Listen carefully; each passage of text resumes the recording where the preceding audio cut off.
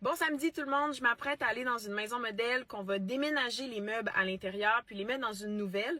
Puis je me suis dit que c'était une bonne idée peut-être de vous montrer des trucs que je vais utiliser parce que c'est comme si j'étais dans votre peau en tant que client qui a déjà des meubles existants, qui n'a pas nécessairement vu l'espace, l'environnement parce que j'ai pas vu l'espace à l'intérieur de la nouvelle maison modèle, mais j'ai un plan de construction.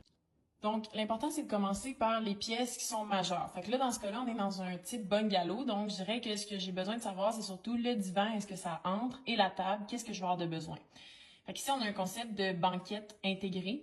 Donc, il faut que je vienne voir, est-ce que sur le plan ici, je vais avoir assez d'espace pour mettre la table que j'ai. Puis, de ce côté-là, il faut que je vois, est-ce que si j'ai un divan en L, est-ce que le L va être du bon côté? Est-ce qu'il y a moyen que je puisse repositionner le L d'un autre côté? Est-ce que mon mur télé va être celui-ci ou lui encore qui est là? Fait que c'est des choses qui vont permettre de déterminer est-ce que je peux utiliser les meubles qui sont déjà existants. Dans ce cas-ci, la table a fait 34 de large, donc je suis correcte parce que la banquette, elle est de 60.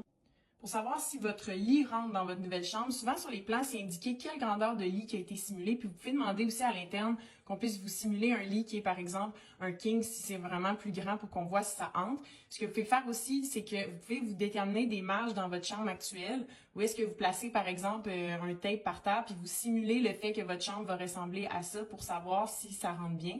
Ou encore, aussi c'est d'additionner donc la largeur de vos deux tables de chevet existantes plus votre lit. En terminant, je vous montre une possibilité dans cette demeure de faire un effet de hotte encastré de gyps. Donc, au lieu que ce soit fait en gyps, c'est un panneau d'armoire qui a été posé à même la hotte et qui s'ouvre de cette manière. Fait que c'est pratique, puis en plus, ça donne un look qui réussit.